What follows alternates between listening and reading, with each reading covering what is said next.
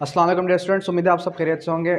जैसे कि आप सबको पता है कि recently law GAT test conduct की गई एचईसी के थ्रू 31 मार्च 2024 में।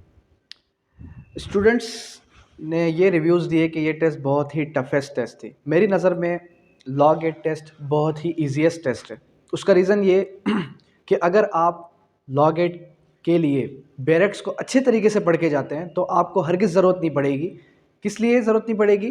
क्योंकि डेफिनेट सी बात है, आप बैरेक्स को समझ कर गए हैं, बैरेक्स को वर्ड बाय वर्ड पढ़ कर गए हैं, तो फिर आपको ये कहने की ज़रूरत ही नहीं है कि टेस्ट बहुत मुश्किल था, ये टेस्ट ईजी था। अच्छा, कुछ स्टूडेंट्स ऐसे भी होते हैं कि जो ये कहते हैं कि सर टेस्ट तो इजी था लेकिन हम देने में नाकाम गए। टेस्ट इजी हो मुश्किल हो, आपके लिए टेस्ट हमेशा इजीएस्ट होना चाहिए, बिकॉज आपने 5 ईयर्स एलएलबी पढ़ के की है। सेकेंडली, आप जब बैरेक्स को पढ़ रहे हैं तो बैरेक्स पर आपकी अच्छे से अच्छी कमांड हो। अब हम नया बैच स्टार्ट करने जा रहे हैं लॉग एट गोल्डन ग्रुप के नाम से।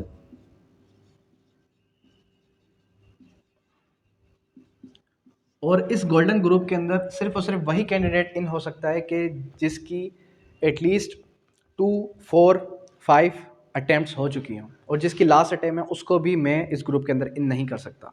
क्योंकि एट दी एंड अगर कोई स्टूडेंट रह जाता है तो फिर लास्ट में वो यही कहता है कि सर ने अच्छा नहीं पढ़ाया, इस वजह से हम पास नहीं हुए।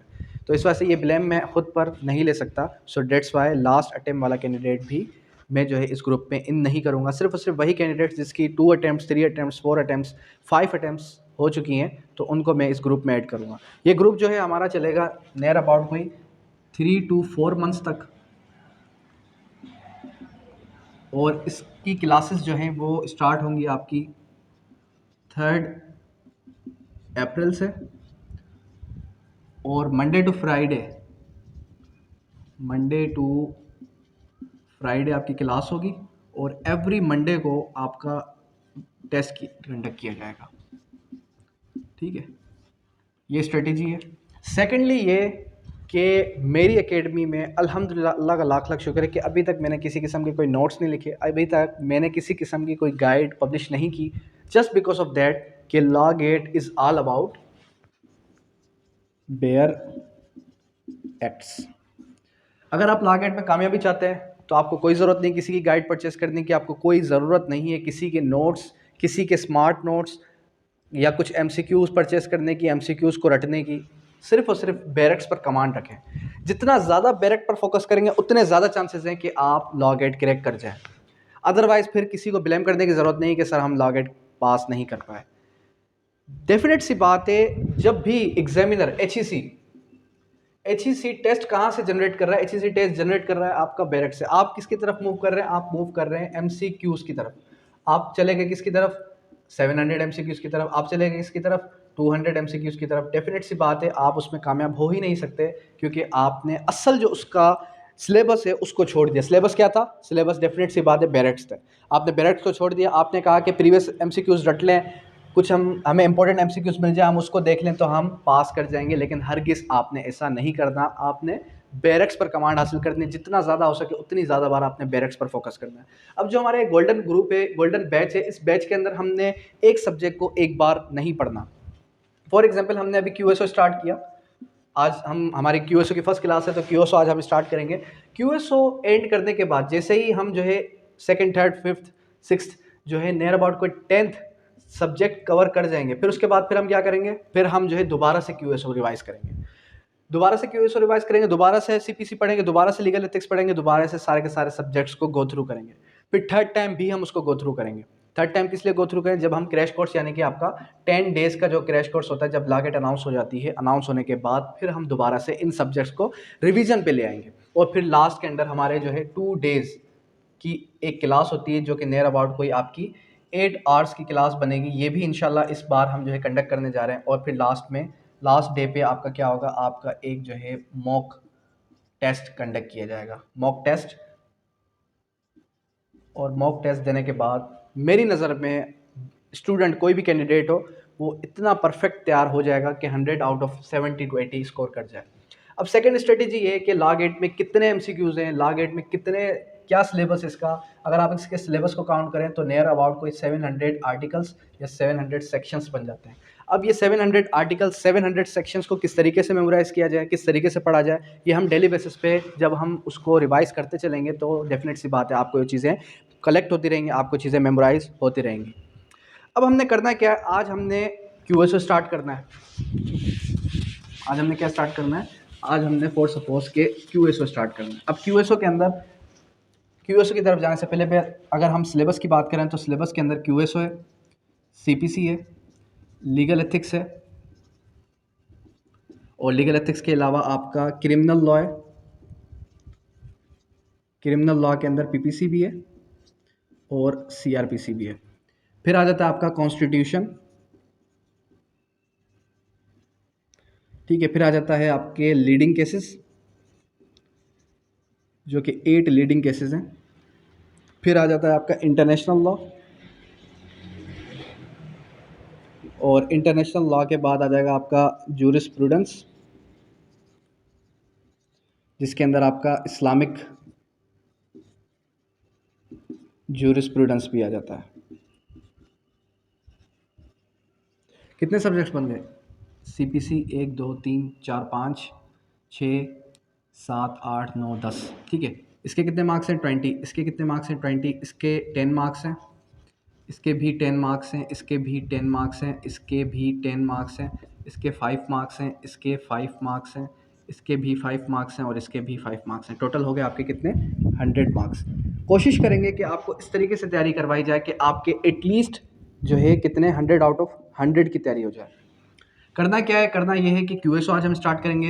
अब क्यूएसओ के अंदर 166 आर्टिकल्स हैं, सीपीसी के अंदर आपके कुछ आर्टिकल्स हैं, और नियर अबाउट कोई जो है आपके 6 से 7 ऑर्डर बन जाते हैं, और उसके अलावा आपके कितने सेक्शंस बन जाते हैं, सेक्शंस बन जाते हैं आपके कोई 20 सेक्शंस बन गए। लीगल एथिक्स में आपका एक ही चैप्टर है, और चैप्टर को अगर काउंट करेंगे तो 2 पेजेस बनेंगे आपके। पीपीसी के अंदर आपके कितने चैप्टर्स हैं, पीपीसी के अंदर चैप्टर 2 चैप्टर 4 चैप्टर 16 5 चैप्टर्स हैं, और यहाँ पर कितने 11 चैप्टर्स हैं। इसके साथ साथ कॉन्स्टिट्यूशन के अंदर कितने चैप्टर्स हैं, कॉन्स्टिट्यूशन के अंदर भी आपका चैप्टर 1 2 और फिर 3 चैप्टर 4 चैप्टर्स हैं इसके। लीडिंग केसेस के अंदर कितने केसेस हैं, 8 लीडिंग केसेस हैं। इंटरनेशनल लॉ के अंदर आपका ICJ है और UN चार्टर। फिर आ जाता है जुरिस्प्रूडेंस की पूरी बुक है आपकी, और इस्लामिक जुरिस्प्रूडेंस की पूरी बुक है आपकी। अब किस तरीके से हमने गो थ्रू करना है, इन 3 महीनों के अंदर हमने किस प्लान के थ्रू आपको पढ़ाना है, ये आपके साथ अभी डिस्कस करता चलता हूँ। फिर उसके बाद हम अपने मूव करते हैं अपने लेक्चर की तरफ। सबसे पहले क्यूएसओ के अंदर 166 आर्टिकल्स हैं, तो 166 आर्टिकल्स ही हमने पढ़ने हैं, एक भी आर्टिकल हमने छोड़ना नहीं है। और पढ़ने की स्ट्रेटेजी है कि बैरेक्ट आपके सामने ओपन हो, बैरेक्ट आपके सामने ओपन हो, क्लास अटेंड करने से पहले एक बार आपने बैरेक्ट को पढ़ना है, जो क्लास हमारी आज कंडक्ट होगी, और फिर क्लास एंड होने के बाद दोबारा से आपने बैरेक्ट पढ़ना है। अंडरस्टैंड। नेक्स्ट डे पे अगर कोई स्टूडेंट चाहे, ऑनलाइन कोई स्टूडेंट है, फिजिकल कोई स्टूडेंट है, तो ऑनलाइन अगर कोई स्टूडेंट चाहे मुझे टेस्ट देना चाहता है, तो वो वर्बली भी मुझे टेस्ट दे सकता है, वो आर्टिकल्स को मुझे सुना सकता है, वो उसकी अपनी डिस्क्रिएशन है। सेकेंडली फिर आ जाएंगे हम किसकी तरफ, हम आ जाएंगे सीपीसी की तरफ। लेकिन सीपीसी की तरफ जाने से पहले क्यूएसओ का आपका एक फाइनल टेस्ट भी होगा। फाइनल टेस्ट से मुराद ये कि आपको मैं 100 MCQs का एक टेस्ट बना के दूंगा, वेब जनरेटेड टेस्ट, जो कि कम्प्लीटली क्यूएसओ बेस्ड होगा, और जिसके अंदर पास पेपर्स भी होंगे, जिसके अंदर आपके मोस्ट रिपीटेड क्वेश्चंस भी होंगे, और टोटली मैं कोशिश करूंगा कि खुद से मैं जो है डायरेक्ट से ही वर्डिंग कॉपी पेस्ट करूं, जिस तरीके से HEC करता है। अब HEC का जो पैटर्न है वो कोई कॉन्सेप्चुअल पैटर्न नहीं है, बल्कि क्या है, कॉपी पेस्ट पैटर्न है। वो डायरेक्ट से वर्ड्स को कॉपी करता है और फिर आपके सामने रख देता है, और पूछता है आपसे कि यहाँ पर कौन सा वर्ड मिस है। डेफिनेट सी बात है, जब स्टूडेंट के सामने बैरक की वर्डिंग आती है तो वो कंफ्यूज हो जाता है कि ये वर्ड्स तो मैंने बैरक के अंदर पढ़े ही नहीं थे, ये तो हमने लेक्चर के अंदर सुने ही नहीं थे, या ये हमने MCQs के अंदर तो देखे ही नहीं थे। जब आप बैरक को पढ़ेंगे, समझेंगे, तो फिर आपके लिए चीज़ मुश्किल नहीं होगी। कहने का मकसद ये है कि कोशिश करेंगे कि हम इन 166 आर्टिकल्स को एटलीस्ट 3 to 4 टाइम्स डिस्कस करें। अब 166 अगर आर्टिकल्स हैं, इसके अंदर कोई नियर अबाउट कोई 90 आर्टिकल्स ऐसे बनते हैं जो कि इंपॉर्टेंट आर्टिकल्स हैं, मोस्ट रिपीटेड आर्टिकल्स हैं। वो आर्टिकल्स अल्हम्दुलिल्लाह अल्लाह का शुक्र है कि मुझे याद हो गए। यहाँ पर मेरे पास बुक नहीं भी होती, फिर भी मैं स्टूडेंट्स को पढ़ा देता हूँ। कहने का मकसद ये है कि पढ़ा कर मुझे चीज़ें याद हो गई हैं, लेकिन फिर भी स्टूडेंट्स को याद नहीं हो पाती। फिर भी स्टूडेंट्स ये कहते हैं कि सर क्यूएसओ पढ़ते हैं सीपीसी भूल जाते हैं, दोनों पढ़ते हैं लीगल एथिक्स भूल जाते हैं, या फिर ये दोनों पढ़ते हैं तो फिर क्यूएसओ भूल जाते हैं। इसके लिए क्या करें? जाहिर सी बात है, जब आप एक सब्जेक्ट को छोड़ के दोबारा दूसरे सब्जेक्ट की तरफ आते हैं तो प्रीवियस सब्जेक्ट आप भूल जाते हैं। इंसान की मेमोरी है इतनी स्ट्रॉन्ग नहीं होती। इंसान जो आपको आज पढ़ा रहा हूँ 2 दिन बाद आप ये सारी चीज़ें भूल जाएंगे। इसके लिए हमने क्या करना है? इसके लिए हमने एक और स्ट्रेटेजी याद रखनी है, मेमोरी पावर। करना कुछ इस तरीके से, देखें, चाहे लॉ हो चाहे कोई भी सब्जेक्ट हो, जब तक आप रिपीटेशन नहीं करेंगे तब तक आपको चीज़ें मेमोराइज नहीं होगी। क्यूएसओ मुझे नहीं आता, क्यूएसओ मुझे हरगिज़ नहीं आता अगर मैं उसको रिवाइज ना करूं। सीपीसी मुझे हरगिज़ नहीं आता अगर मैं उसको रिवाइज ना करूं। कहने का मकसद ये कि लॉ टोटली बेस करता है रिपीटेशन पे। जितनी ज़्यादा बार आप रिपीट करेंगे, जितनी ज़्यादा बार आप मेमोराइज करने की चीज़ों को कोशिश करेंगे, उतने ज़्यादा चांसेस हैं आपको बैरक की वर्डिंग याद हो जाए। अगर आप ये कहते हैं कि सर हमने क्यूएसओ पढ़ा और एक हफ्ते बाद हम भूल गए, इट मीन्स कि आपने उस एक हफ्ते के अंदर क्यूएसओ को रिवाइज नहीं किया, जिसकी वजह से आप क्यूएसओ भूल गए। 166 आर्टिकल्स हैं तो 166 आर्टिकल्स को लॉ गेट होने तक आपने एटलीस्ट 5 से 6 बार पढ़ना ही पढ़ना है, क्योंकि इसके मार्क्स कितने हैं? 20 मार्क्स हैं, और 20 मार्क्स पे अगर आप फोकस करेंगे तो 20 में से 18 तो ऑब्टेन कर ही जाएंगे, मुझे उम्मीद है आप लोगों से। अच्छा, उसके बाद इसके भी कितने मार्क्स हैं? 20 मार्क्स हैं। अब इसके अंदर भी क्या करना है? इसके अंदर भी आपने जो सेक्शंस का पोर्शन है, 10 मार्क्स इसके सेक्शंस के होते हैं, तो 10 मार्क्स वाला जो सेक्शंस का पोर्शन है इसको भी आपने खुद से पढ़ना है। जब इसको खुद से पढ़ेंगे तो इसकी 2 क्लासेज ही होंगी, डेफिनेट सी बात है, पोर्शन बहुत ही छोटा है। तो हम क्या करेंगे, 2 क्लासेस के अंदर इसको डिवाइड कर देंगे। एक क्लास के अंदर हम जो है स्टार्टिंग के सेक्शंस डिस्कस करेंगे, फिर नेक्स्ट क्लास के अंदर रिमेनिंग सेक्शंस डिस्कस कर लेंगे। और जो ऑर्डर्स का पोर्शन है, जैसे कि इसके अंदर ऑर्डर आ जाता है आपका 1 आ जाता है, 1 के अलावा 6 आ जाता है, 6 से 7 8 फिर 9 आ जाता है, फिर 39 है, फिर 39 के अलावा 41 है, फिर 43 है। देखें कितने ऑर्डर्स हो गए? 1 और 2, 2 के बाद 3 4 5 6 7 8 ऑर्डर्स हो गए। तो 6 से 7 नहीं है बल्कि कितने ऑर्डर्स हैं? 8 ऑर्डर्स हैं। इन 8 ऑर्डर्स के अंदर जितने जितने रूल्स हैं, सारे रूल्स मैं आपको पढ़ना सिखाऊंगा। एक भी रूल मैं स्किप नहीं करूंगा, ठीक है? एक भी रूल मैं स्किप नहीं करूंगा। और बैरेक्ट मेरे सामने ओपन होगा, बैरेक्ट पढ़ के आपको बताऊंगा कि इसके अंदर ये वर्डिंग लिखी है, इसकी मीनिंग क्या है, इसकी ट्रांसलेशन क्या है और इसका कॉन्सेप्ट क्या है। इट मीन्स कि हम कॉन्सेप्चुअल भी लेके चलेंगे, साथ ही साथ हम बैरेक्ट को स्मार्ट स्टडी भी करेंगे, ताकि कल कला को मेरी तरफ से ये ना हो कि कोई एक स्टूडेंट भी रह जाए। अल्हम्दुलिल्लाह, अल्लाह का शुक्र है, लाख लाख के इस बार जो टेस्ट हुआ उसमें भी 99% आई स्कोर की, और सिर्फ एक या 2 स्टूडेंट्स ही रह गए, बाकी अल्हम्दुलिल्लाह सारे के सारे स्टूडेंट्स अच्छे नंबरों से पास हो गए। जिससे मुझे उम्मीद नहीं थी वो भी पास हो गए, और जिससे उम्मीद थी वो बेचारे 1 2 रह गए। खैर, कोशिश क्या करनी है, आपने गिव अप नहीं करना, आपने दोबारा से रीस्टार्ट करना है, दोबारा से आपने स्टडी की तरफ वापस आना है। बीच में कुछ जो है ईद की छुट्टियां आ जाएंगी तो हम उसको स्किप कर देंगे, फिर उसके बाद हम दोबारा से इसको कंटिन्यू वहीं से करेंगे जहाँ से हम स्किप करेंगे। खैर, आज हमारी फर्स्ट क्लास है कानून शहादत ऑर्डर की। तो कानून शहादत ऑर्डर के अंदर हमने क्या पढ़ना है? हमने आर्टिकल 1 से लेकर आर्टिकल 3 तक डिस्कस करना है। आर्टिकल 1 से लेके आर्टिकल 3 तक डिस्कस करेंगे कल इंशाल्लाह हम। फिर उसके बाद आर्टिकल 4 से ऑनवर्ड चलेंगे, प्रिविलेज कम्युनिकेशन। आर्टिकल 1 क्या कहता है? आर्टिकल 1 जब आप ओपन कर लेंगे, प्रिलिमिनरी,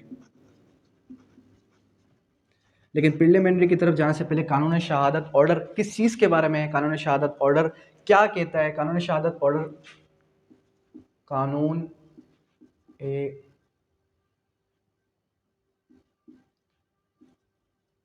शहादत ऑर्डर 1984। सवाल ये आया, कानून शहादत ऑर्डर 1984 रिपील किस से हुआ? तो ये रिपील होता है आपके इंडियन एविडेंस एक्ट 1872 से। अब ये सवाल आ जाए, उलट कर दे इसको कि इंडियन एविडेंस एक्ट 1872 किससे कब रिपील हुआ? तो वो रिपील होता है 1984 के अंदर। फिर दूसरा सवाल, कानून शहादत ऑर्डर किससे रिलेट करता है? कानून शहादत ऑर्डर आपको किस चीज़ के बारे में पढ़ना सिखाता है? तो वो आपको सिंपली ये बताता है किसने गवाही दी, कौन गवाही दे सकता है, ठीक है, उसके अलावा गवाही किस चीज़ से रिलेट करेगी, कौन गवाही नहीं दे सकता, सही है। फिर उसके बाद आ जाएगा 12 सबूत किस पर होगा।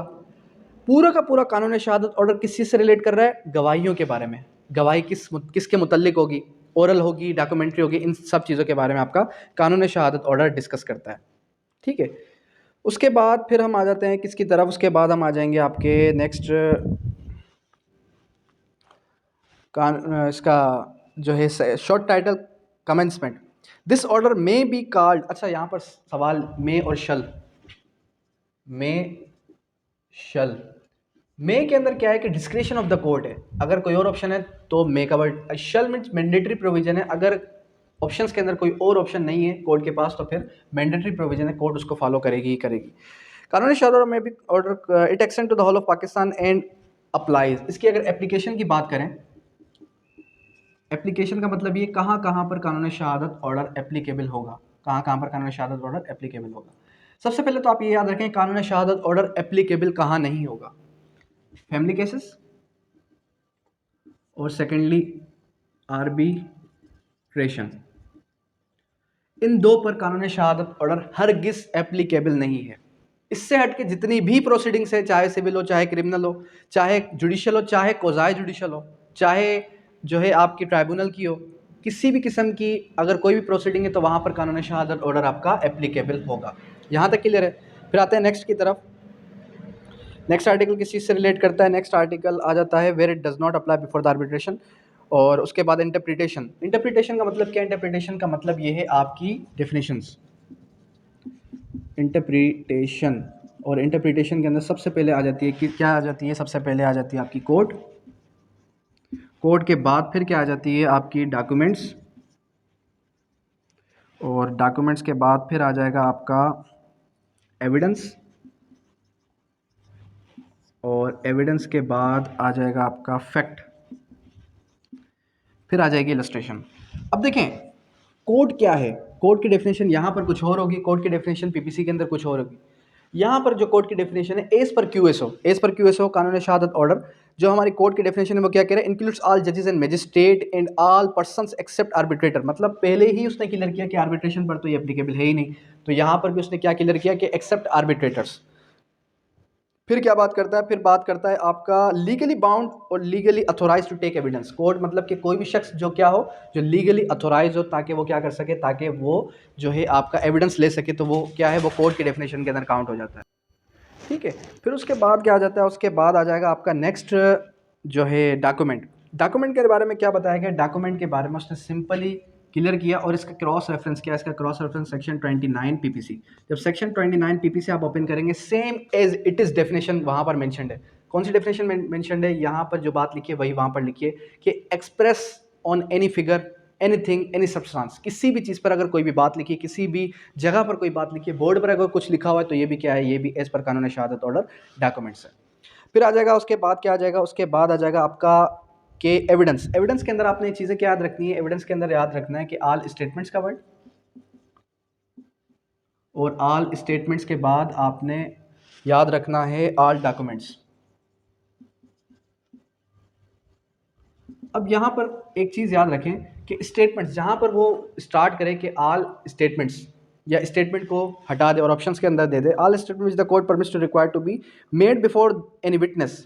तो स्टेटमेंट्स की अगर बात आएगी तो ये क्या है, ये बात करता है आपके ओरल एविडेंस की, और जहाँ पर डॉक्यूमेंट्स की बात की जाएगी तो वो बात करता है आपके डॉक्यूमेंट्री एविडेंस की। यहाँ तक क्लियर है। मतलब जहाँ पर डॉक्यूमेंट्स की बात कर रहा है तो वो डॉक्यूमेंट्री एविडेंस की बात कर रहा है, और जहाँ पर ओरल की बात की जा रही है तो वो आपके स्टेटमेंट्स ओरल से कंसर्न है। उसके बाद फैक्ट, फैक्ट का मतलब हकीकत। फैक्ट क्या है और फैक्ट की काइंड्स कौन कौन सी, एक होता है फैक्ट इन इशू, एक होता है रेलेवेंट फैक्ट। फैक्ट क्या है, फैक्ट मतलब हकीकत। फैक्ट के बारे में उसने सिंपली हमें ये क्लियर किया कि includes an state of thing, relation of thing capable of being perceived by the senses. मिसाल के तौर पे मैं कहता हूँ कि मैंने किसी को जो है नशा करते हुए देखा। अब नशा करते हुए देखा इट मीन्स कि मैं देख सकता हूँ या नहीं देख सकता। अगर मैं कहता हूँ मैं खुद अंधा हूँ और मैंने किसी के मुंह से अल्कोहल की स्मेल सूंघी, इट मीन्स कि मेरे सेंसरी नर्व्स जो हैं वो एक्टिव है या नहीं है। ठीक है, तो ये क्या बात करता है, फैक्ट हमें इस चीज़ के बारे में बात करता है।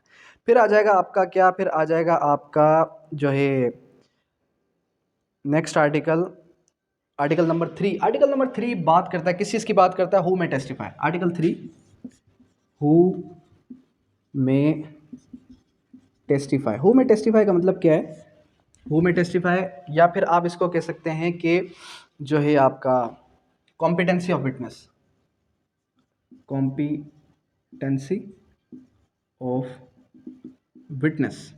यहाँ पर कुछ और बात की जाएगी, आर्टिकल 17 के अंदर कुछ और बात की जाएगी, लेकिन हमने अभी फिलहाल आर्टिकल 3 ही डिस्कस करना है, आर्टिकल 3 को ही समझना है। आर्टिकल 3 क्या बात करता है, आर्टिकल 3 कहता है कि कौन गवाही दे सकता है कानूनी शहादत ऑर्डर के तहत। सबसे पहले बात की गई all persons are competent to testify. क्या बात की गई, all persons are competent to testify further उसने फिर एक जो है कंडीशन इम्पोज कर दी। वो कौन सी कंडीशन थी? ये एक कंडीशनल क्लॉज है। कौन सी कंडीशन थी? कंडीशन ये थी कि if he can understand and give the rational answer, all person shall be competent to testify unless the court considers. Words याद रखना है। कौन से वर्ड्स आपने याद रखना है? सबसे पहले ऑल पर्सन शल बी, मतलब मैंडेटरी है कि सारे के सारे लोग गवाही दे सकते हैं। फिर बात करेगा अनलेस की, मतलब उसने एक कंडीशन इम्पोज कर दी। कौन सी कंडीशन थी?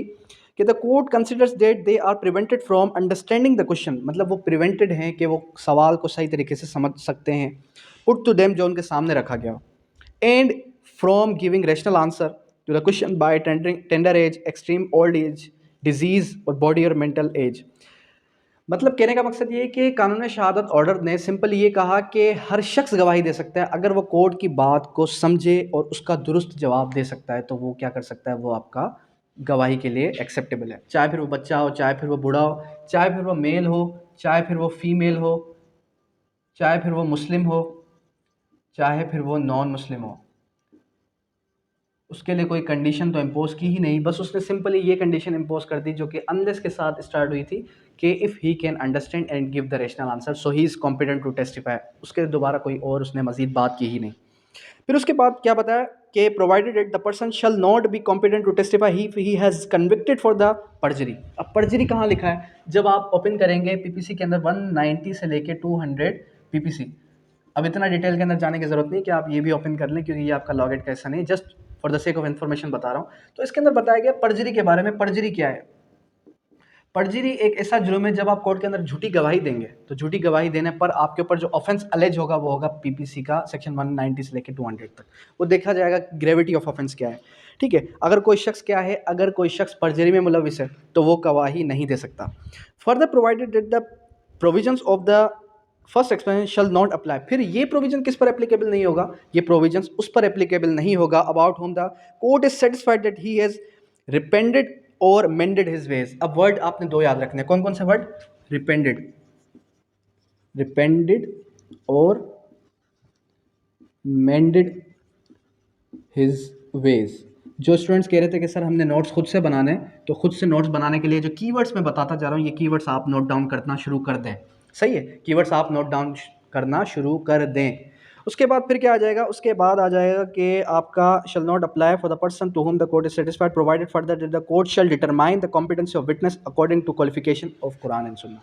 इसके बावजूद भी कोर्ट क्या करेगी? Court as per the Quran and Sunnah देखेगी कि क्या ये शख्स जो है कॉम्पिटेंट है या नहीं है। ठीक है, एक्सप्लेनेशन के अंदर क्या बताया? The lunatic is not incompetent to testify. Explanation भी आपने पढ़नी है, आपने एक्सेप्शंस भी पढ़नी है, और आपने बैरक के अंदर जो इलस्ट्रेशंस हैं ये सब की सब भी पढ़नी है। ठीक है, कुछ भी नहीं छोड़ना। इस बार आपने कोई अपनी तरफ से कोताही नहीं छोड़नी। इस बार आपने कोई अपनी तरफ से किसी किस्म की कसर नहीं छोड़नी लॉ गेट के टेस्ट में अपेयर होने की। आप ये ना कहें कि सर हमने ये पोर्शन छोड़ दिया था, हमने इंटरनेशनल लॉ के आईसीजे को नहीं पढ़ा, इवन दो यहाँ से भी कितने 2 मार्क्स है, तो ये 2 मार्क्स भी आपने नहीं छोड़ना। आपने 100 आउट ऑफ 100 की तैयारी करनी है इन 3 महीनों के अंदर अंदर। ये उन स्टूडेंट्स को मैं बता रहा हूँ जिनकी 2nd, 3rd, 4th, 5th attempt है। ठीक है, तो कोशिश क्या करनी है? कोशिश क्या करनी है? इस बार आपने एनी हाउ पास करना ही करना है। कोई सेकंड ऑप्शन ना हो कि नहीं इस बार नहीं होगा तो अगली बार। ये आखिरी बार है आपके लिए। ठीक है, अच्छा, फिर उसके बाद क्या आ जाता है? उसके बाद आ जाता है lunatic unless he is prevented for his lunacy. जब तक वो लुनेसी से प्रिवेंट नहीं होता तब तक वो इनकॉम्पिटेंट टू टेस्टिफाई। खैर इतनी डीप में जाने की जरूरत नहीं है। कहने का मकसद सिंपल इतना, आर्टिकल 3 को अगर आपने समझ लिया, आर्टिकल 3 ने क्या बात की थी कि हर शख्स गवाही दे सकता है। क्या? हर शख्स गवाही दे सकता है अगर वो कोर्ट की बात को सुने, समझे और उसका दुरुस्त जवाब दे सके, और उसका दुरुस्त जवाब दे सके। फिर उसकी एक्सेप्शन, फिर उसकी एक्सेप्शन आ गई। ठीक है, एक्सेप्शन क्या है कि अगर वो पर्जरी में मुलविस है तो वो झूठी गवाही, पर्जरी में मुलविस है तो फिर वो गवाही नहीं दे सकता। फिर उसके बाद क्या बताया कि अगर कोई शख्स क्या कर जाए, रिपेंड कर जाए और मेंडेड हिज वेज, यानी कि वो अपने रास्ते पे दोबारा आ जाए, कोर्ट से माफ़ी तवलाफ़ी कर ले और कोर्ट सेटिस्फाई हो जाए। ये नहीं है कि उस रिपेंड कर दिया, मेंडेड हिज वेज कर दिया तो बस ठीक है, अब वो गवाही दे सकता है। आगे फिर ये भी बात की गई कि मेंडेड हिज वेज करने के बाद भी कोर्ट कंसीडर करेगी कि आया कि अब ये कॉम्पिटेंट है नहीं है, कोर्ट की अपनी डिस्क्रिशन है। सही है, फिर उसके बाद वो गवाही दे सकता है। ठीक है, फिर ये हमारा आर्टिकल 3 यहाँ पे हो गया क्लोज। लेकिन आर्टिकल 3 को अगर हम क्रॉस करें तो आर्टिकल 17 इसके साथ डील करता है। आर्टिकल 17 बात करता है competency and number of witness. लेकिन ये देखे जाएंगे किसमें? हुदूद केसेस के अंदर। ये इंशाल्लाह हम नेक्स्ट क्लास के अंदर कोशिश करेंगे कि इसको हम डिस्कस करें। नेक्स्ट क्लास हमारी होगी प्रिविलेज प्रोटेक्टेड कम्युनिकेशन के बारे में, इसके बारे में हम नेक्स्ट क्लास के अंदर डिस्कस करेंगे। अब यहाँ तक आज हमने पढ़ना क्या था, आज हमने समझना क्या था, आज हमने सिर्फ और सिर्फ 3 आर्टिकल समझे। जैसे ही मैं आपको पढ़ाऊंगा क्लास के अंदर, क्लास एंड होने के बाद आपको कोशिश करूँगा कि वो खुद से भी रिवाइज करना। आर्टिकल 1 के अंदर क्या था, शॉर्ट टाइटल कमेंसमेंट। आर्टिकल 2 के अंदर क्या था, इंटरप्रिटेशन। आर्टिकल 2 सेक्शन 2 हमेशा बात करता है डेफिनेशंस की। डेफिनेशंस के अंदर इंपॉर्टेंट डेफिनेशन कौन सी थी, कोड क्या कहता है कि कोई भी शख्स जो आपका मैजिस्ट्रेट है या फिर मैजिस्ट्रेट के खिलाफ जो अथोराइज टू टेक एविडेंस है, तो वो क्या है, वो आपका कोर्ट के अंदर काउंट होता है। डॉक्यूमेंट्स के अंदर क्या बताया कि कोई भी चीज़, लेटर, फिगर, किसी भी चीज़ पे, दीवार पे, पत्थर पे कुछ बात लिखे तो वो क्या है, वो आपका डॉक्यूमेंट है। एविडेंस 2 काइंड से, एक है ओरल और एक है डॉक्यूमेंट्री। जहाँ स्टेटमेंट की बात आएगी वो ओरल में काउंट होगा, जहाँ डॉक्यूमेंट्स की बात आएगी वो किस में काउंट होगा, वो आपका डॉक्यूमेंट्री एविडेंस के अंदर काउंट होगा। उसके बाद फैक्ट क्या है, fact anything being perceived by the senses is called fact. उसके बाद फिर आर्टिकल 3 डिस्कस किया, हूँ मैं टेस्टिफाई, कौन गवाही दे सकता है। ये हमारा आज का सिंपल टॉपिक था, जिसके अंदर आज हमने सिंपली कितने आर्टिकल, 3 आर्टिकल्स डिस्कस किए। नेक्स्ट क्लास के अंदर हम जो है प्रिविलेज प्रोटेक्टेड कम्युनिकेशन डिस्कस करेंगे। अब यहाँ तक किसी भी किस्म की कोई भी क्यूरी है, कोई भी क्वेश्चन है, या किसी स्टूडेंट को ऐसा लगता है कि बैरक पढ़ना समझना बहुत ही मुश्किल है, तो वो भी मुझसे कोऑर्डिनेट कर सकता है। किसी स्टूडेंट को ऐसा लगता है कि यहाँ से भी कोई क्वेश्चन रेज होता है, तो वो भी मुझसे कोऑर्डिनेट कर सकता है। सेकेंडली, इन द बिगनिंग दोबारा से यही कहूँगा कि सिर्फ और सिर्फ फोकस करें किस पर, बेयर एक्ट्स। बस ये बेयर एक्ट्स पर फोकस कर लें, up to date bare acts purchase कर लें, कहीं से भी परचेज करें। नहीं है तो मुझे मैसेज कर दीजिएगा, मैं आपको जो है व्हाट्सएप पे PDF सेंड कर दूंगा। खैर, बेयर एक्ट्स के किसी किस्म के नोट्स, किसी किस्म के MCQs, किसी किस्म के कोई गाइड वगैरह परचेज करने की हरगिज़ ज़रूरत नहीं है। Log it is all about bare acts. जितना ज़्यादा बेयर एक्ट्स पर कमांड हासिल करेंगे, उतने ज़्यादा चांसेस हैं आप मार्क्स ज़्यादा हासिल कर सकें। ठीक है, अब यहाँ तक कोई क्यूरी है तो पूछ लें।